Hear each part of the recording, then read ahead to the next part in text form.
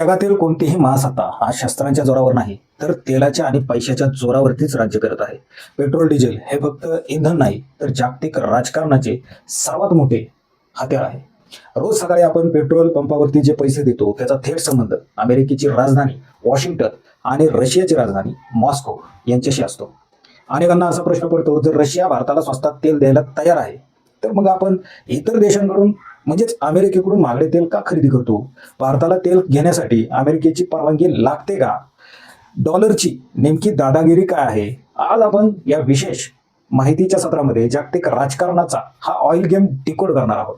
भारताला ही तेल घेण्यासाठी विशेषतः अमेरिकेच्या परवानगीची कधीच गरज नसते.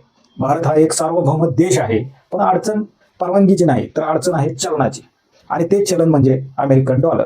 1970च्या दशकात अमेरिकेने सौदी अरेबियासोबत एक ऐतिहासिक करार केला. आम्ही तुम्हाला लष्करी सुरक्षा देऊ, त्या बदल्यात तुम्ही तुमचे तेल फक्त अमेरिकन डॉलरमध्येच विकायचे.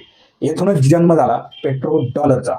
जगातला कोणताही देश जेव्हा दुसऱ्या देशाकडून तेल विकत घेतो, तेव्हा त्यांना पेट्रोलची जी खरेदी ती डॉलरमध्येच करावी लागते.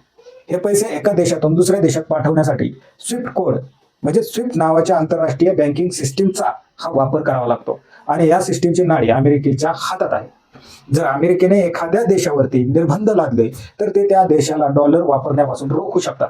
म्हणजे भारताला जर इराण किंवा व्हेनेझुएलाकडून तेल घ्यायचे झाले आणि डॉलरमध्ये पैसे द्यायचे असतील, तर अमेरिकेच्या निर्बंधामुळे भारतीय बँकावरही कारवाई होऊ शकते. हीच ती अमेरिकेची खरी ताकद आहे.